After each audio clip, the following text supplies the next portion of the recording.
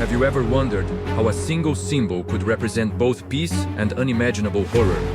Today, for millions of people around the world, the swastika is immediately recognized as the emblem of Nazi Germany, Adolf Hitler, World War II, and the Holocaust. It is one of the most feared and controversial symbols in human history. Seeing it painted on a wall or displayed on a flag often provokes shock, anger, or fear. But what if I told you that this symbol existed for thousands of years before Hitler was even born? What if the same design that became synonymous with hatred was once carved into temples as a blessing, painted onto homes for good fortune, and worn as a sacred sign of life and prosperity? The story of the swastika is not simply the story of the Nazis. It is the story of one of humanity's oldest symbols, a symbol whose meaning changed forever because of one of history's darkest chapters. To understand how this happened, we have to travel back not decades, but thousands of years. Long before written history connected civilizations, people were already carving the swastika into stone, pottery, jewelry, and ceremonial objects. Archaeologists have discovered versions of the symbol dating back more than 6,000 years. It appeared independently across different parts of the world, from Europe and Central Asia to India and even among ancient cultures in the Americas. How could civilizations separated by thousands of miles all create nearly the same symbol? No one knows for certain. Some historians believe the shape may have been inspired by the movement of the sun across the sky. Others suggest it represented the turning seasons, the endless cycle of life, or even the rotating motion of stars around the North Star. Whatever its origin, the symbol appeared again and again throughout history, each culture giving it its own unique meaning while preserving its basic shape.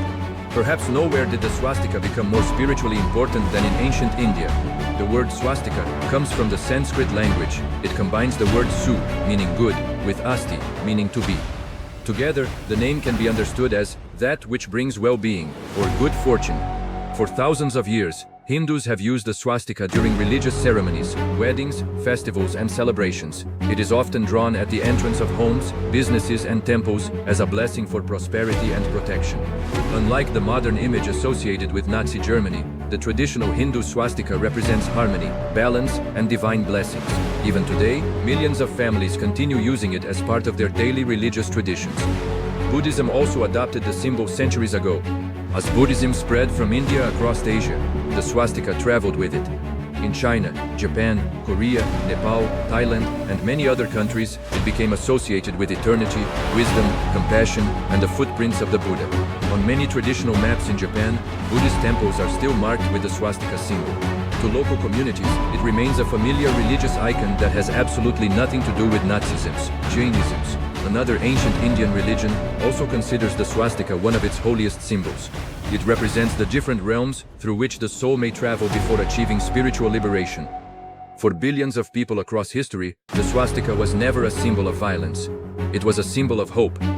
Its presence wasn't limited to Asia. Ancient Greeks decorated pottery with swastika patterns centuries before the birth of Christ. Celtic tribes carved it into ornaments. Vikings incorporated similar designs into artwork. Roman mosaics featured it as a decorative motif. Even Native American tribes developed versions of the symbol independently, giving it meanings connected to nature, life, and spiritual power. For thousands of years, the swastika carried overwhelmingly positive meanings across countless civilizations. Then everything changed. During the late 19th century, European archaeologists began discovering ancient Indo-European artifacts containing the swastika.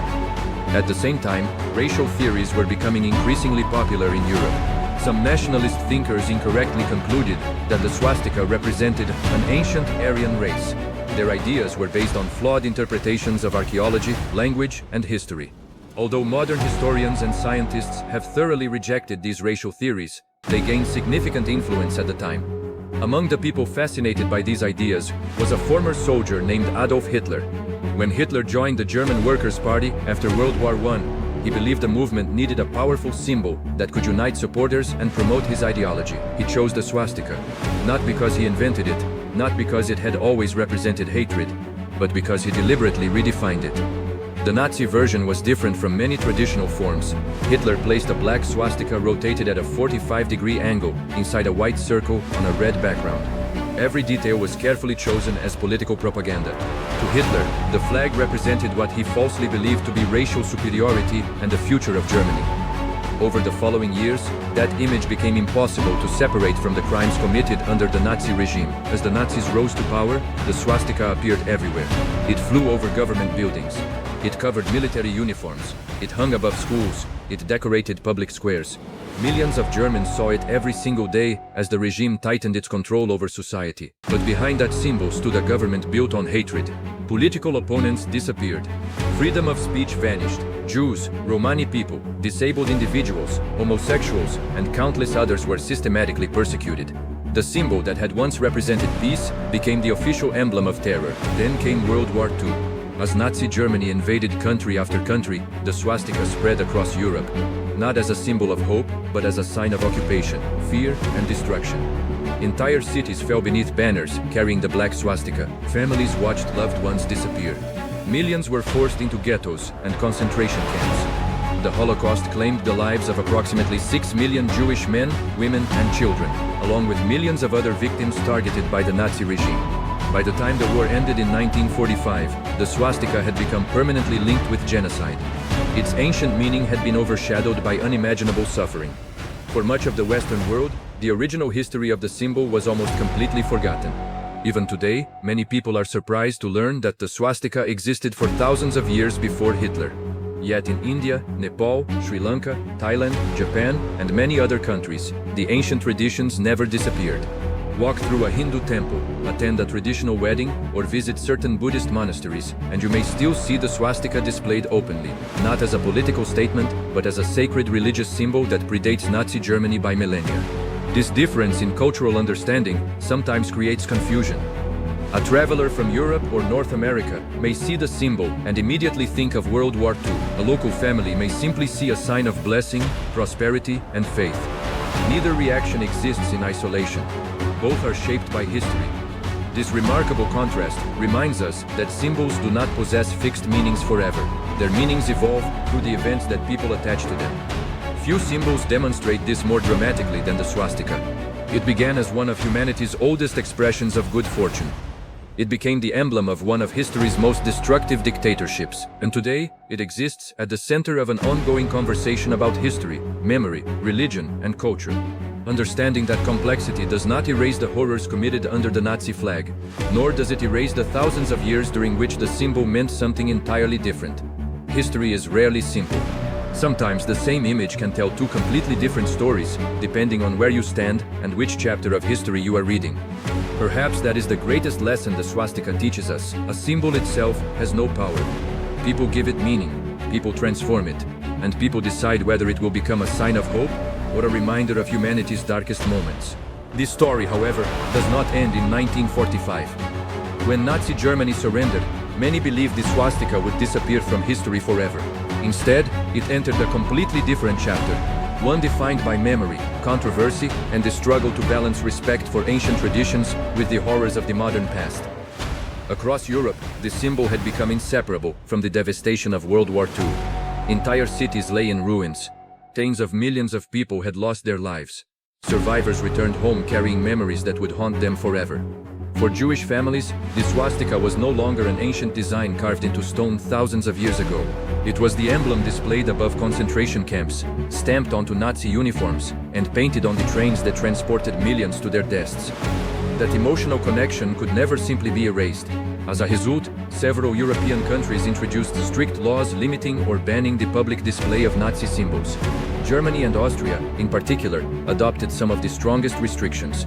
Their goal was not to erase history, but to prevent the return of extremist movements that might glorify the Nazi regime. Museums, educational institutions, documentaries, and history books could still display the symbol when explaining historical events, but using it to promote Nazi ideology became illegal. It was a powerful reminder that symbols can continue to influence society long after the events that made them famous. Yet while Europe was distancing itself from the swastika, daily life continued very differently in much of Asia.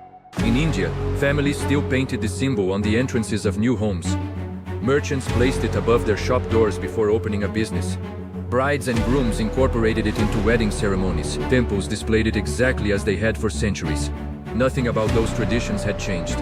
The meaning remained one of peace, prosperity, and divine blessing. This difference often surprises travelers visiting South or East Asia for the first time. Imagine walking through a peaceful temple in Nepal or Japan and suddenly seeing a symbol that, in your mind, represents one of history's darkest regimes. Your first reaction might be shock, but for the people around you, it is simply another sacred religious image that has existed for thousands of years. Two completely different interpretations, the same symbol, both shaped by history. This cultural divide has even created confusion in the modern world. Several years ago, organizers of international sporting events and tourism campaigns realized that many Western visitors misunderstood the traditional Buddhist temple symbol used on maps in Japan. To avoid unnecessary confusion before millions of tourists arrived, some maps replaced the traditional swastika icon with alternative symbols that international visitors could recognize more easily. The temples themselves never changed. Only the maps did. It was a small example of how history continues to shape everyday decisions decades after World War II ended. The internet has made these misunderstandings even more common. Every year, photos circulate online showing ancient temples, statues, or religious ceremonies featuring the swastika. Without context, many viewers immediately assume they are seeing Nazi imagery. Within minutes, outrage spreads across social media. Only later do many people discover that the image had nothing to do with Hitler or modern political movements. This is why historians constantly emphasize the importance of context. The same image can carry completely different meanings depending on where it appears, who is using it, and why. A swastika displayed in a history museum explaining the Holocaust tells one story. A swastika carved into a 2,000-year-old Buddhist temple tells another. Ignoring that context can lead to misunderstanding history itself. The swastika has become one of the clearest examples of how a symbol can be transformed by human actions. It did not change because its shape changed. It changed because history changed. And history has a remarkable ability to redefine the meaning of even the oldest traditions. That raises an uncomfortable question. Can a symbol ever truly recover from such an overwhelming association? For many people, the answer is no. Especially in countries deeply affected by Nazi occupation, the swastika will likely always remain connected to the Holocaust and the immense suffering of World War II. For others, particularly within Hinduism, Buddhism, and Jainism, abandoning the symbol would mean giving up a sacred tradition that predates Nazism by thousands of years. Neither perspective exists without reason. Both are rooted in genuine historical experience. And that makes the swastika unlike almost any other symbol in human civilization. Very few images have carried such profoundly different meanings across different cultures and different periods of history. It is a reminder that history is never as simple as it first appears. Sometimes the deeper we look, the more complicated the truth becomes. Perhaps the most fascinating part of this story is not the symbol itself. It is what the symbol reveals about us. Throughout history, humanity has always created symbols to represent ideas greater than words. A simple drawing can come to embody hope, faith, courage, freedom, or fear. Over time, people begin responding not to the shape itself, but to the emotions and memories attached to it. The swastika is one of the strongest examples of this phenomenon. Its four bent arms have never changed. Stone carvers in ancient India recognized the same basic shape that archaeologists later found on Greek pottery, Viking artifacts, Roman mosaics, and Buddhist temples. The lines remained almost identical. Human history did not. That is why studying the swastika is not about defending it or condemning its ancient origins. It is about understanding how civilization changes the meaning of symbols over time. The Nazis did not create the swastika, they appropriated it. They deliberately selected an ancient symbol and redefined it through propaganda, violence, and one of the deadliest wars in history. Their actions permanently altered how much of the world would see it. And perhaps that is one of history's most important warnings. Powerful ideas are often built on powerful symbols. Flags inspire nations. Religious symbols unite communities. Logos build global companies. A single image can influence millions of people without saying a single word. History teaches us that symbols themselves are neither good nor evil. It is the beliefs, actions, and intentions behind them that give them meaning. That lesson extends far beyond the swastika. It applies to nearly every symbol humanity has ever created. The story also reminds us why historical context matters so much. When we remove context, we risk misunderstanding the past. When we ignore complexity, we replace knowledge with assumptions. And when we refuse to ask difficult questions, history becomes easier to manipulate. Learning where symbols come from does not erase the suffering associated with them. Likewise, remembering modern tragedies should not erase thousands of years of earlier history. Both chapters deserve to be understood. Both deserve to be remembered. The swastika's journey, from an ancient emblem of prosperity to the defining symbol of Nazi Germany, is one of the most dramatic transformations any symbol has ever experienced. It reminds us that history is not frozen in time. It evolves. It changes. and sometimes it changes forever. Even today, more than 80 years after the end of World War II, debates surrounding the swastika continue across museums, universities, religious communities, and governments. Should ancient traditions continue unchanged? Should modern history permanently redefine the symbol? Can both realities exist at the same time? There are no easy answers, but perhaps asking those questions is exactly what history is supposed to make us do. Because history is not only about memorizing dates and names, it is about understanding people. It is about recognizing how beliefs evolve, how cultures intersect, and how a single decision can echo across generations. The swastika is no longer just an ancient geometric design. It is a symbol that carries the weight of thousands of years of human civilization, its achievements, its faiths, its mistakes, and its tragedies. And maybe that is why its story continues to captivate people around the world.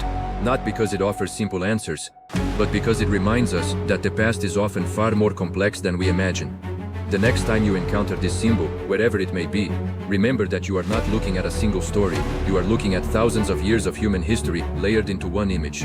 A story that began as a wish for peace and prosperity, a story that was forever reshaped by hatred and war, and a story that still challenges us today to understand the difference between a symbol's origin and the meaning history eventually gave it. Thank you for watching. If you enjoy exploring the hidden stories behind history's most fascinating symbols, civilizations, and events, be sure to subscribe and join us for the next journey into the past. History is full of stories that are far more surprising than fiction, and we're just getting started.